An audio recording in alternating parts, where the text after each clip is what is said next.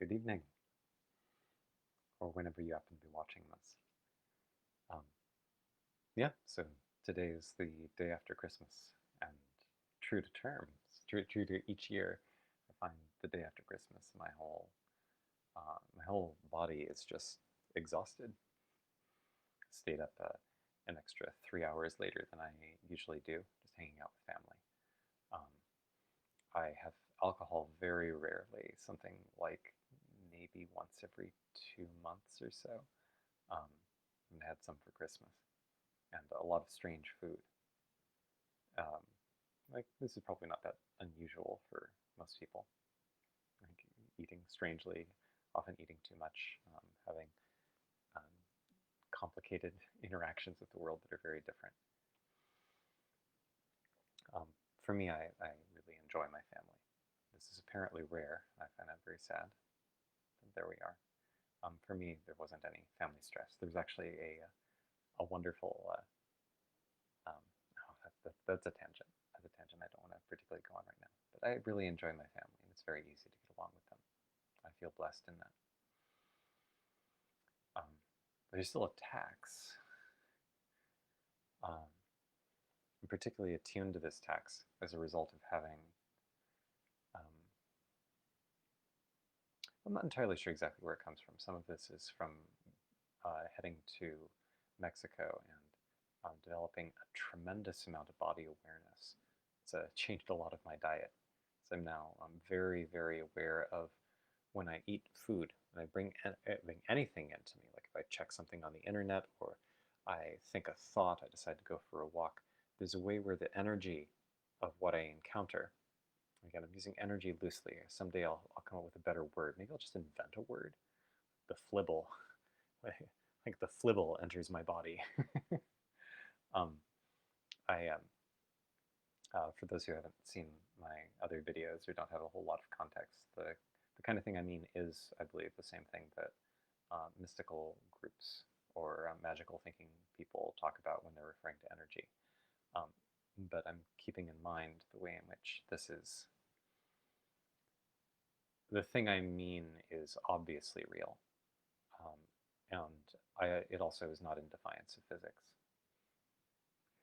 And I don't mean this in terms of I have all the secret knowledge about modern physics. Like most people have no idea what quantum physics is actually saying, and it definitely isn't saying anything about consciousness. But in any case, I am protecting things I don't want to protect right now.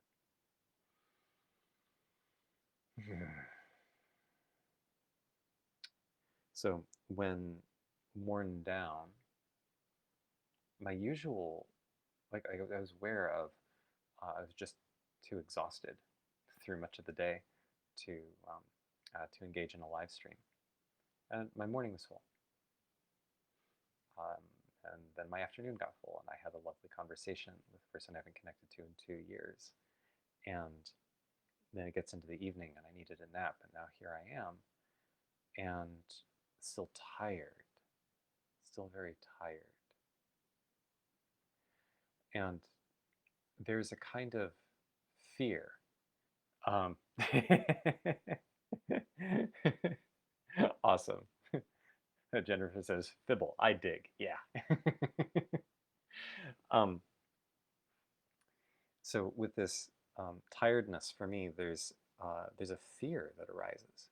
This has always been the case for as far back as I can remember. I don't think this was true when I was a really little child, but I don't remember circumstances where it had a chance to come up. But there's something about if I have energy, I can present and I can entertain, I can engage. It's easy for me to think of things to say. And I was worried about, oh, I have a live stream to do. And a temptation based on ego, based on facade, um, to get scared about my inability to show up, my inability to really bring something clear. This has had much less of a grip on me as of late. A lot of the reason is because of this game that calling it a game is kind of funny.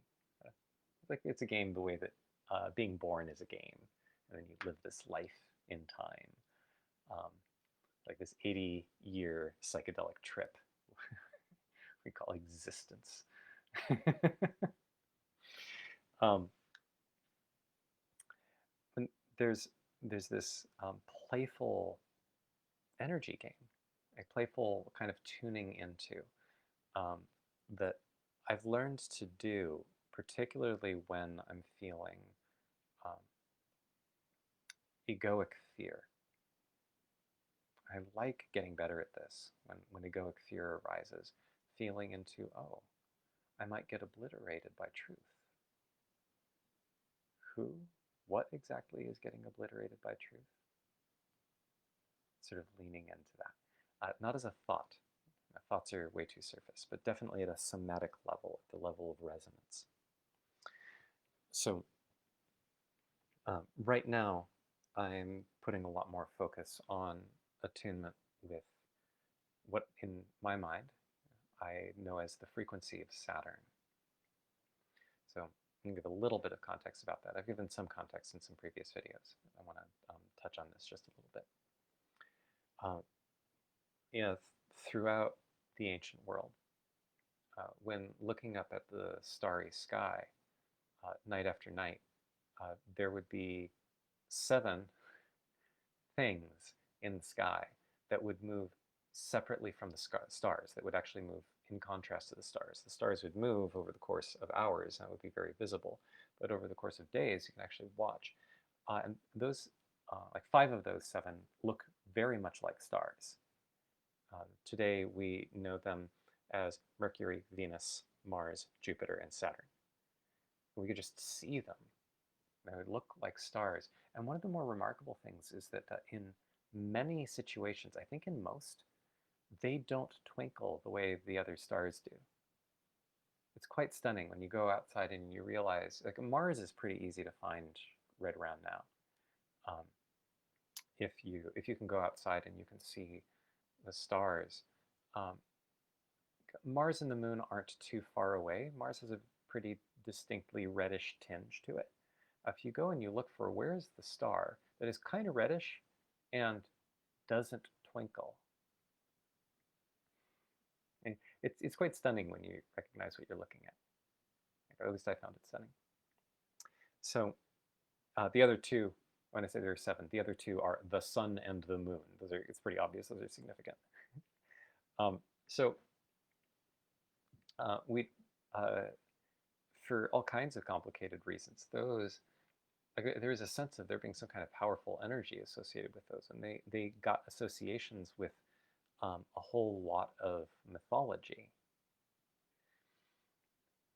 But the reason for um, the myths, there's kind of an interplay between the myths and the recognition of this sevenness. This same focus on 7 is like the number 7, like putting things into sevens, like the 7 notes of an octave. There's an octave supposedly has 8 notes, but there's an important sense in which the first note and the 8th note are the same. You hit them at the same time and they're overlapping. They have, like, the higher octave has twice the frequency of the lower octave, so the sound waves overlap as much as they can, given that they are different notes. So there's this is part of why, of all things, J.K. Rowling's books, there are the reason there are 7 books is actually the same reason why there are 7 days of the week. This sevenness ties very deeply into our Western lore. It's far deeper than we realize. Um, the names of um, our 7 days of the week,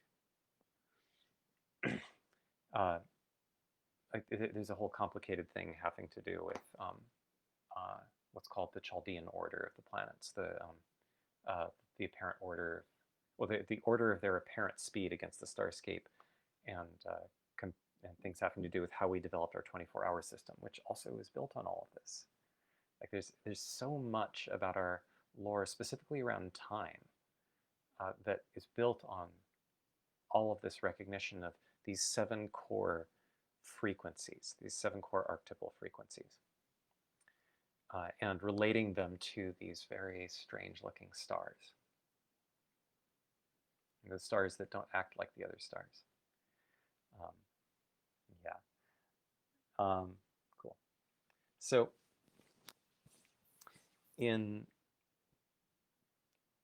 feeling through this, there's something that I've come to learn, which is in an important sense independent of the astrological and astronomical stuff, uh, which is the same way that in my body I can feel the sense of um, like when going into, oh, this is so hard, and I don't know if I can handle this, and like there's a specific sort of way of being,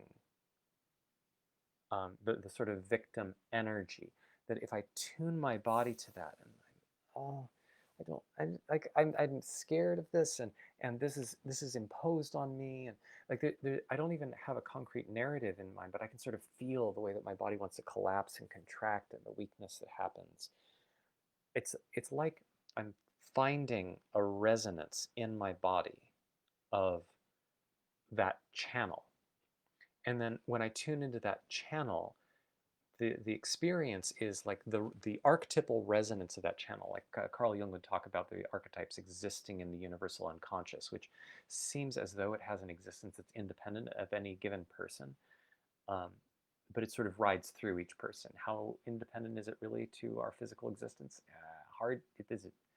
Like, yeah, reading Jung is kind of a trip for trying to sort that out. But there's this attuning to, in this case, the archetype of the victim. And then somehow the whole archetype, it sort of downloads into my body. And my body knows certain shapes to come into and certain vocal tones to take, and the kind of pleading, hooking way of being, you know? Like there's a whole bunch of energetic stuff that it's like a package. It feels like it downloads, and then I wear.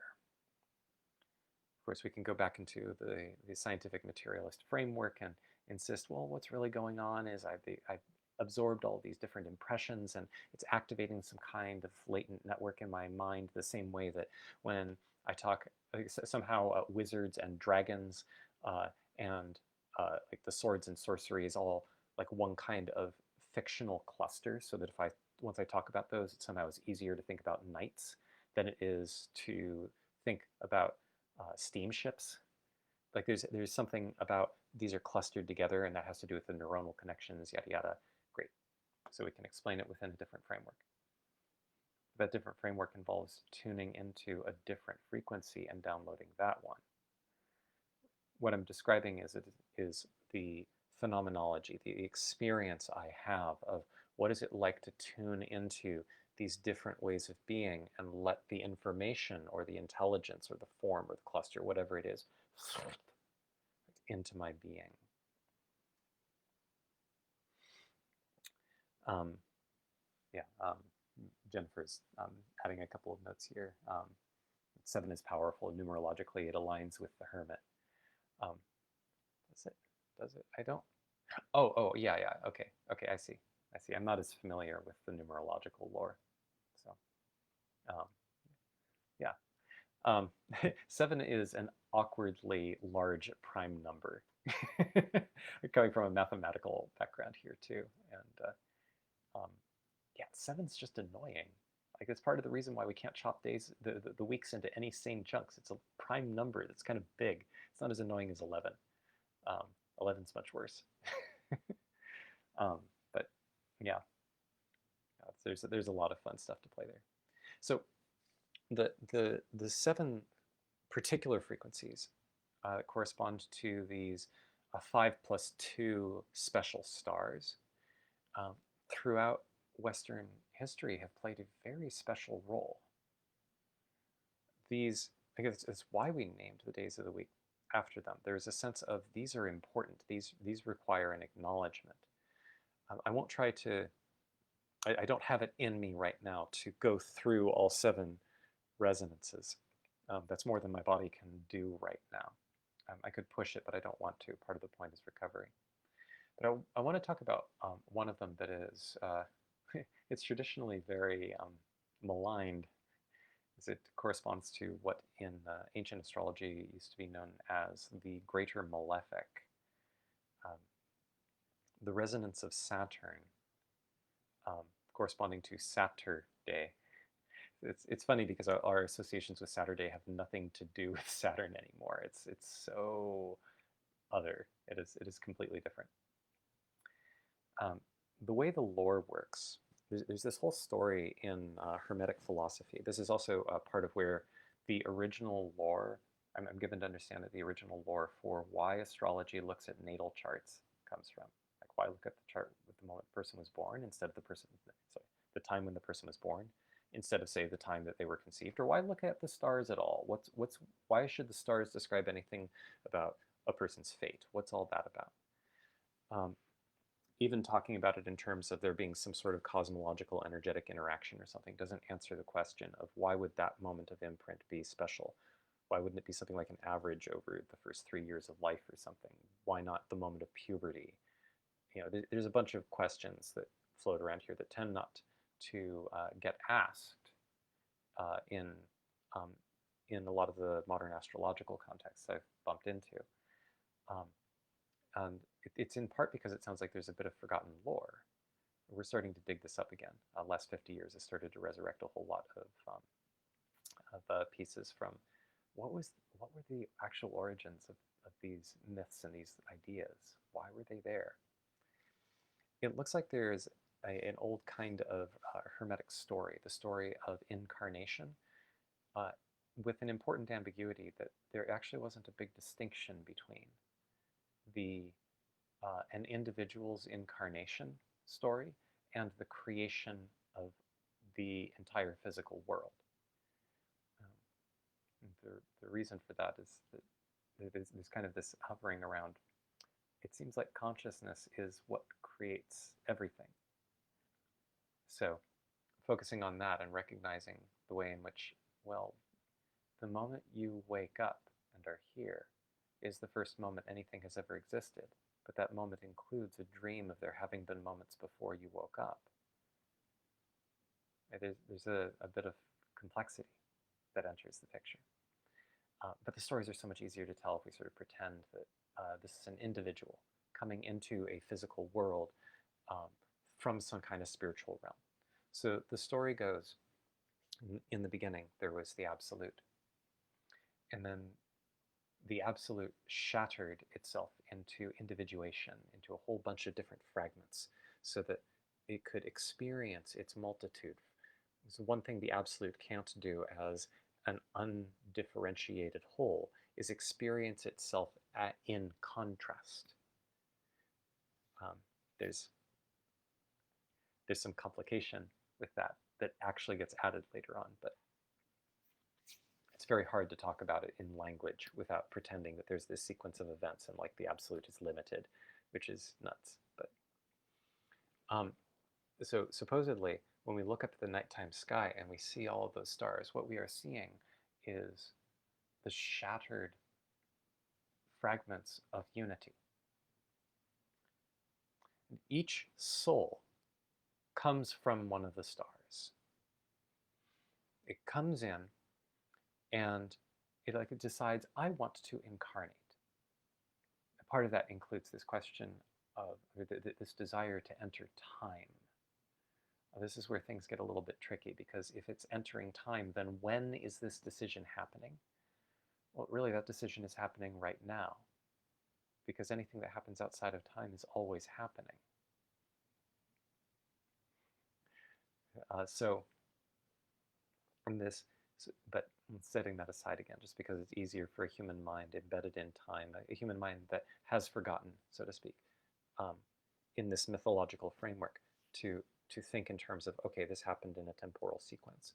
So in the time beyond time, your soul supposedly comes in from a star and then has a kind of conversation with each of 7 celestial deities. That sequence corresponds to, in the old times, this would be known as the Chaldean order. If you look up Chaldean order, you'll still find this. But what that has to do with is the fact that, for instance, of the 7 visible moving heavenly bodies, that's where we get our word planet from. It's from the Greek word for wanderer. So the 7 of the 7 planets, Saturn is the most star-like in that it moves the most slowly. So it is least wandery, even though if you wait long enough, it goes through as large a circuit as any of the others do from the perspective of Earth. It's worth remembering that at the time that these myths came about, it looked as though the starscape was like a giant dome that spun around the Earth, and that somehow these wanderers, these planets, were embedded in the starry dome, but they would meander through it. Yeah, Jennifer says powerful. What we see in the stars is shattered unity. Yeah, yeah. A lot of these are ways of bringing a clear perception of meaning back into our looking around at the world. Um, the um, there's something to be said about not throwing out the scientific frame that says those are just a bunch of burning balls of gas way out there. Um, but being able to look up and wear this perspective and see, oh, oh, that is the one, but I'm seeing it in multiplicity because here I am in incarnation. Yeah, there's something really beautiful about it. I'm even looking up, and I don't know if, yeah. So this sort of starry thing you see behind me is actually all the way up around my room too. So I keep looking up at that, almost like that's a metaphoric holding of exactly this kind of experience. Um, so um, anyway, so I won't go into the whole thing about the Chaldean order, but the point is that you you actually start by having a conversation with Saturn, and then you have a conversation with Jupiter, and then with Mars, and then this conversation is about as as a fragment of the one. How do you want to experience incarnation? And these gods as fragments of the one, different kinds of fragments. They aren't coming from stars. There's something else, but they're still parts of you. They're parts of the whole. So these are your most ancient friends. They're your friends from beyond time. And so with each one of them, you would have a conversation about how you want to live your life, what kind of life you want to design. And in the course of talking with all seven of them, this determines when you are born and where. So the lore goes that then at the moment of birth, your soul enters um, your soul enters your body through the eastern horizon. Why the eastern horizon? Well, if you actually look at the spinning dome of the stars meet the um, they actually meet the horizon. Actually, east is this way for me, but the stars actually meet the Earth at the eastern horizon, or arguably they meet it at the western horizon. But that's where they touch. So the question of how do the stars come to Earth? Well, the stars are born from the Earth into the visible on the eastern horizon. So that's where the soul comes through. This is where the bit about the ascendant comes from in astrology. The ascendant is the astrological sign that is on the eastern horizon at the moment of birth. The reason that's significant is that that is the sign through which your soul entered. Um, so the theory goes that it is timed. You coordinate your time. You choose your moment of birth so that the stars are in a very specific position in order to reflect the conversation that you had. Yeah. The theory is not that the stars interact with the physical matter of Earth. It's that that is holding something about the conversation beyond time. So it's like a hint. The same way the physical stars are these burning balls of gas. They're not literally the one shattered. I mean, they are, but differently than you might think. It's not that there's this ball of light that's been broken up into a bunch of pieces to reveal the darkness that was beyond the absolute. Uh, how does that work? Like it's a little confusing if you try to analyze this logically. Um, but the the fact remains that there is something accessible about looking up at the night sky and feeling the multiplicity of the one, and noticing the way that when the sun is up, that multiplicity vanishes and all you see is the one. In astrology, the sun represents the one, or rather the fragment of the one that is in you. It represents that piece of star that is in you. It's distinguished from things like your mind, which is ruled by Mercury, or your emotions, which is ruled by Venus, or your willpower, which is ruled by Mars, represented by. So that whole theory, that whole structure, is based on this kind of lore about how you even came to be here in the first place. So what I like this, like any myth, like you take as it works with you. But the part that I want to focus on is that first conversation. Like Saturn is something like the edge between the fixed stars, the absolute of your eternal home, and the form of incarnation. Saturn is the Roman name of the Greek god Kronos. This is where we get chronometer from. The Chronos literally means time. It's a specific form of time, in contrast to Kairos, which is timing. It's like correct timing. Like, what is the right timing for when to leave a conversation, or when is the correct timing to bring out the pie? Right? There's like, that's Kairos. Chronos is the clock, the relentless clock. A lot of the friction that we have in dealing with time in our modern world is that we have split Chronos and Kairos, and we've treated Chronos as more important because Chronos is measurable. Kairos is not. But if you ignore Kairos, then you've just ripped all. Like, Kairos is timing that matters. It's the timing of mattering. So ripping Kairos out of Chronos creates a problem. It's one of the big challenges we have with a lot of corporate culture these days. Well, I don't know about these days. Post-pandemic world is a little strange. But the thing is that is the first conversation you have, because you're having, as the lore goes, what that conversation is even about is not just when are you going to enter and when are you going to leave, when will you be born and when will you die, although that's a big chunk of it. There's also something about part of the whole game of incarnation is that there's a lot about existence that you need to be able to forget in order to believe that you are in the flow of time to begin with. In a very important way, none of us have ever stopped having that conversation. What it feels like, because this conversation happens before entering time, which means that it's currently happening. That discussion is this moment, and this moment, and this moment, and now this one. There's this flow that is the ongoing conversation with Saturn. We're experiencing it right now. And there's the thing is that it's hard to remember that that's what's happening. That's not a problem. That's part of the whole deal. Saturn determines how much you remember and how much you forget.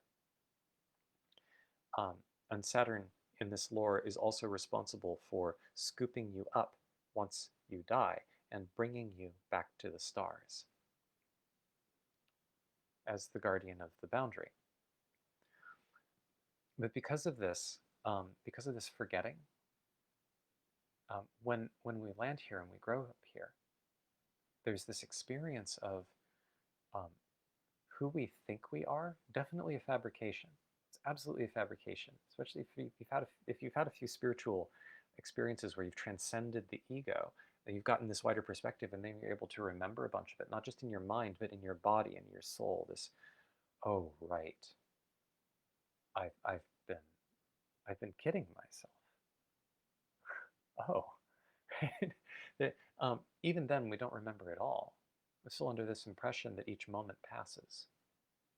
There's this even when we recognize time's an illusion, and then we come back, and then we come back, and then look around and go, I've realized that we're in this eternal moment.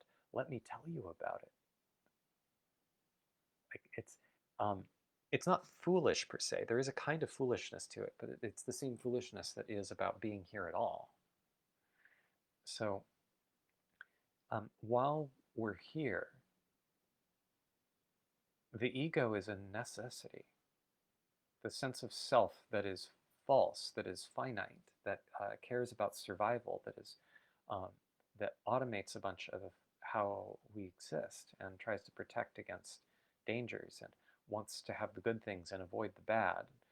Like that, like that's I actually this is a wonderful gift.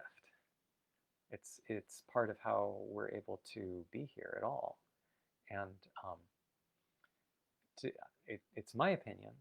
Like I like this story because it gives. I like this bit of lore because it gives some sort of emotionally resonant for me context for orienting to ways of talking about core experiences that I've had in a lot of spiritual ex- adventures, and what to do with them and how to live a good life, um, having had those experiences instead of just having raw phenomenology happen and me stumbling around going, everything is weird. It's big and weird. This gives a bit of lore that resonates with my own Western heritage and gives me a way of talking about a bunch of it. Which isn't to say that that I believe in the straw man argument description of there being this ghostly energy of a soul that somehow enters the body uh, of the physical world. This is a fabrication that um, uh, it was a confusion added to the Western mind about 800 years ago in an attempt to deal with rotting dogma.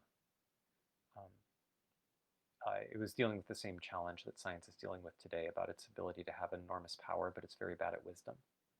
It's a manifestation of, um, of the same challenge. So what I'm talking about, I don't want to pretend that I am religiously believing in this, and I would rather be heard clearly about it. But I also don't want to trivialize it either. I think it is a very beautiful and powerful story that can resonate within certainly Western hearts, which is most people who are likely to be listening to this, um, and possibly more widely. Um, and Jennifer Ed somehow also brings a sense of peace. Yeah, yeah, for me too. Yeah. So because of this forgetting, the supporting hand of Saturn, Saturn's loving support of our experience of incarnation is often horrible. Because Saturn's promise is, I will bring you into the world and allow you to forget and help you to forget enough that you can have this period of time where you are in a body and you are moving through the world. And I promise you that I will bring you back and you will remember. But the memory, like I think that it's appropriate to think of Saturn as the god of truth, but not truth of lexical information, not like truth of my idea matches reality. Um, that's a very surface concept of truth. I'm talking about the truth that is when I look my parents in the eye and I recognize that they are aging, that I don't know whether, like, my case is a little strange because my whole family has always talked about anti-aging technologies and immortality and all of this, my whole upbringing. But there's a reality to face, which is they, in all likelihood, are going to die at some point. Even if we resurrect them later, that's not guaranteed. I don't see how it's guaranteed. And so there's something about um, when my father gets into one of his things where he's going to well, all I know is here's this political thing, and here's what I heard, and I think this is true, and he's very intelligent and for the most part very open-minded, but there's a kind of tension that I can easily get into him with. But if I can look him in the eye and I can remember that I may not get to have another conversation with him, or not have a lot of conversations for him for like over the next quarter century, it's unclear. I might lose him. That reality cuts through something and it brings me into touch with a truth. It's the kind of truth that lets me recognize I don't I don't actually care about this argument. I care about him. And I care about our connection and about enjoying the feeling of that connection for each moment that we have together. That's true.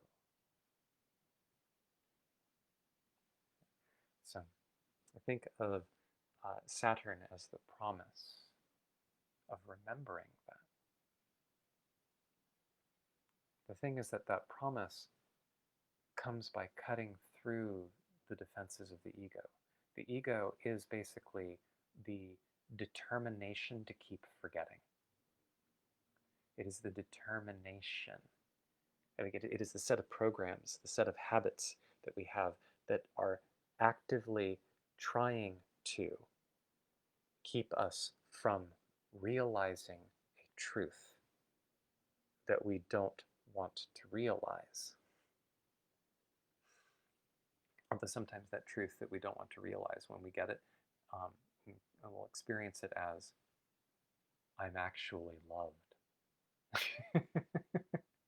Like it doesn't have to actually be horrible. It just has to be something that the ego wants to defend against. Um, see, David Swedlow saying, this lore gives an interesting interpretation or spin to the notion of being in a simulation, so distinct from the way we think of a computer simulation. The Chronos-Kairos polarity feels key. Yeah, yeah, I agree. Yeah, that's a neat observation. I actually hadn't drawn that connection, but yeah, yeah, totally. Um, so what it means to me. Oh, I want to make an aside here briefly. A lot of modern astrology folk will talk about these seven archetypal notes of Saturn, Jupiter, Mars, the Sun, um, Venus, Mercury, and the Moon. Um, they'll talk about these archetypal resonances, but they'll use slightly different versions. I mean, uh, the seven notes for most of the classical ones are very similar, but Saturn is dramatically different. There's actually a kind of a twist that happened in the history of Saturn. Um, Sometime around the turn of the 20th century, there was a shift towards talking about Saturn as though he's a disciplinarian. A lot of emphasis on doing the hard work. And it looks like this was in part in an attempt to emphasize some of the ideas from New Thought, which later morphed into a lot of the positivity thinking and law of attraction stuff about a century later. Um, but for whatever reason, there was this shift towards viewing Saturn more like a disciplinarian and less like the god of death and remembering. And then the associations that Saturn had with death then shifted over to the astrological association with Pluto. Um, so a lot of the so listening to astrologers these days, I sort of want to take it's like they changed the name of the station and applied it to a different planetary body that you can't physically see. Um, so modern Plutonian, like when you listen to astrologers talk about Pluto and the resonance of Pluto, to me this is like a slightly different flavor, like a fuzzy. It's like they've tuned their radio to and almost the old Saturnian station, but it has some odd static to it because it's not holding the context of this lore. Um, and the reason for assigning these things to the planetary body of Pluto is because astronomers named that body the name of the god of the underworld.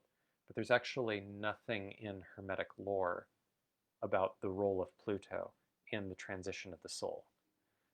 And it completely drops something important about Saturn as the god of the boundary and the holder of time.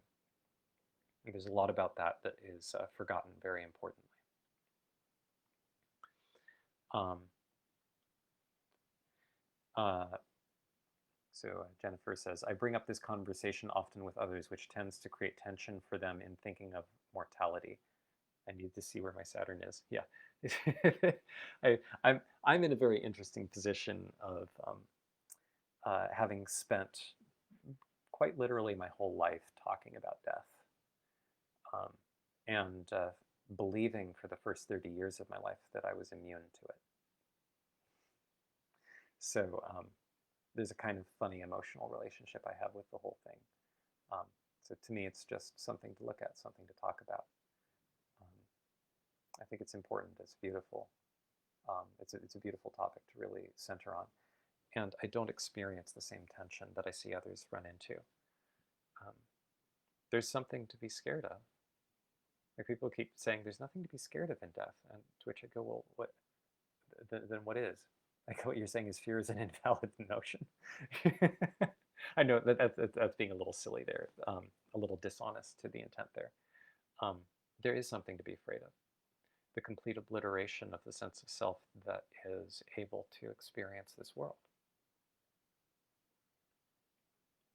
That's rightly terrifying. That's what terror is for. Um, Also, part of Hermetic lore is that cultivating spiritual wisdom allows you to develop an ability to fully remember your origin and to remember all of this context while still experiencing being in time and walking in this world. The forgetting is something like an initial approximation that you have to do in order to start building basically an avatar of this program that allows you to be fully embodied here. But that starts getting into some pretty esoteric, magical practice. Um, so I don't want to go all the way there right now. I just want to highlight that there's an exciting direction there. This is part of the Western heritage of spirituality. It's the ability to the ability. I mean, it's in Christianity to be God on earth, like Christ as an example of the manifestation of being 100% God and 100% man, not 50% each, but being God, but being the Son of God, but being a mere mortal. All of that being paradoxically true all at once. This is carrying a piece of Western lore about the ideal of the complete alchemical transformation. But that's perhaps for another time. Just want to highlight there's something beautiful over there that we've forgotten. As a culture, we have forgotten just how beautiful and powerful the Western spiritual tradition really is. Um, so a lot of the value that I find, like the reason I wanted to talk about Saturn here is because I don't have the energy right now to dive into, all right, I'm like here are my grand visions, or here's this intense thing that I'm working on. There's just a fatigue because I have worked my body. I've worked my energies through the holidays. And I knew this. I knew this would happen. And then there's this fear of, am I going to be able to show up for a live stream in a clear way, in a way that is entertaining? Wait, I don't want to focus on entertaining people. That's not the point. It's like I want to show up clearly for myself. Am I going to be doing growth? Oh, there's something wrong with me. Those feelings are ego contractions. They're bits of pain that I'm feeling the rot of pieces of my ego that don't fit me anymore. And Saturn's promise is to remove the rot, to remove the forgetting. Now, because it's a promise, like I talked about this before, this is in the spirit of go willingly or be dragged. um, I can recognize, oh, there are these parts of my ego that don't serve me here anymore.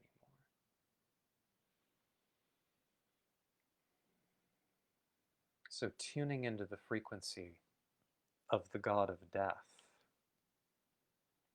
of the Saturnian promise, reminds me of the preciousness of this moment, the sense of the inevitability of mortality, and the stillness. It allows me to relax into the sense of inadequacy and the tiredness, so that I'm not fighting it. It's just here. It's not like I'm doing this and then like, oh, well, this lets me power through and now I can be really functional. Like, like that's the ego squirming around Saturn's side. It's the stillness that lets go. So to me, there's something sacred and beautiful about having these 7 notes as something like, it feels like learning to play the energetic piano and knowing how to play certain chords so that I can skillfully navigate my own incarnation. And right now, I get to enjoy the gifts of Saturn, appropriately enough, on Saturday. um, Jennifer says, I've been at many people's bedside during death. I've seen and felt souls leaving, some good, some horrific. I've had several NDEs. Yeah, yeah. I would be, I have a suspicion specifically about NDEs. A lot of people will talk about having um, these life-changing experiences. They don't even necessarily say they're life-changing. They just change their lives. um, they'll encounter something and they'll be able to describe this process of going out, interacting with beings or light, or going through parts of their life. It's been a while since I read this stuff, but then they say there's a way in which time doesn't make sense there, or time moves differently. And then they'll come back and they'll be transformed. Like going through a near-death experience is one of the most reliable ways for some, well, it's hard to induce one, but if somebody has one, it's often very life-changing. They recognize, oh, I'm not this body. I remember what matters. Like they bring back a whole harvest of remembering in the heart, or they can. Most often it seems like it has very positive effects. I have a suspicion that a lot of what they're encountering is the realm beyond time. That part is often hard for the mind to remember. Um, a lot of people who have these kinds of experiences, I'm thinking right now of people who have taken 5-MeO-DMT and get shot into the transtemporal realm. I've had this experience a number of times. There's almost a dreamlike quality to the kind of memories of what happened outside of time. It's very paradoxical because even talking about it, um, when re-entering, it's only re-entering after you have entered. Once you have entered, you then look back at that arc as having been something you went through. But while you're there, it's obvious that you've always been there, and you still are. And then re-entering time is a kind of forgetting. So um, I have a suspicion that a lot of what's going on for people who, like, I think this is also part of just what death is. When people die, they just leave time. Like their consciousness leaves time, um, which is why when people have um, uh, encounters with those who have passed away, there's um, or with spirits of various kinds. Like I've encountered enough people and instances of this to know, okay, well, something's happening, um, and there's something very odd about like, what happens when asking these spirits or those who have passed away, how long have you been here? How long ago did you die? There's something a little befuddling where it's hard to get a clear number. Sometimes the question seems to not make sense to them. And when it does, and even when they give a number, often the number matters a lot less than the feeling of the number. There's something very interesting about that. It's as though time is a property of being in a body. And so near-death experience is a remembering. It's one of Saturn's um, tools for blessing people um, with a bit of, oh, okay, you want to remember a little bit more of your origin. All right, let's do that. I don't know how to verify something like that, but it would be interesting to have some conversations with some people who have actually had NDEs. As far as I know, I've never had an NDE. My family's been fascinated with them for much of my upbringing.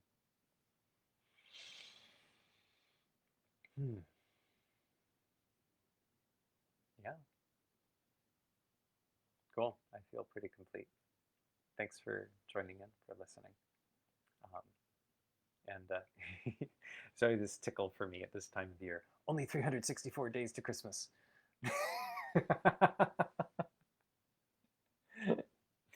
um, thank you for listening. And yeah, I'll tune in again tomorrow.